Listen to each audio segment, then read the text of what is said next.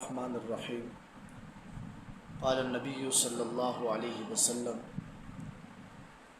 من رأى منکم منکرا فلیغیر بیدہ فإن لم یستطع فبلسانہ فإن لم یستطع فبقلبہ ذلک اضعف الایمان۔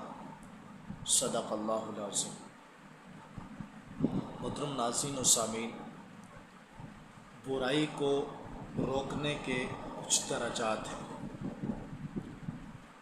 نبی کریم صلی اللہ علیہ وسلم کی حدیث آپ کے سامنے تلاوت کی ہے۔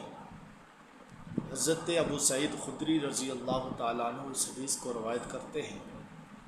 رسول اللہ صلی اللہ علیہ وسلم نے فرمایا کہ جب تم کوئی برائی دیکھو، کوئی منکر بات دیکھو، خلاف شرع بات دیکھو، تو اس کو اپنے ہاتھوں سے روکو۔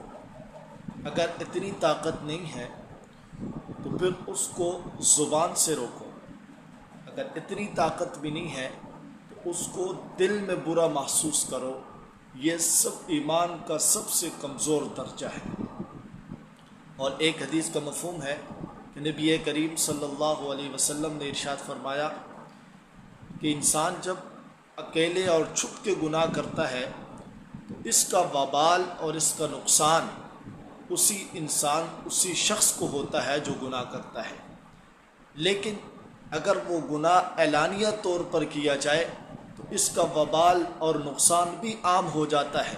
محترم ناظرین و سامعین، کسی برائی کو اچھائی میں تبدیل کرنے کی کوشش نہ کیجیے، کسی برائی کو اچھائی نہ کہیے، کسی برائی کو چھپانے کے لیے دلائل مت دیجیے، بلکہ برائی کو برائی ہی کہیں۔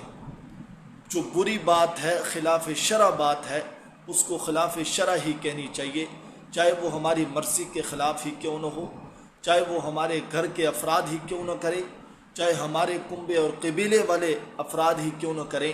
جو بات غلط ہے اس کو ڈنکے کی چوٹ پر غلط کہنا چاہیے۔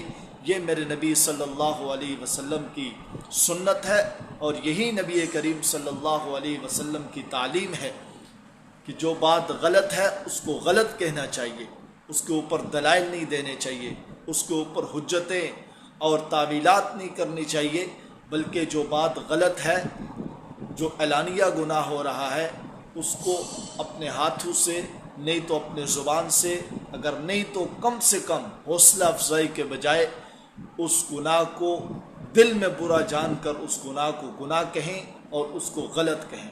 اللہ تعالیٰ سے دعا ہے کہ ہمیں عمل کی توفیق عطا فرمائے۔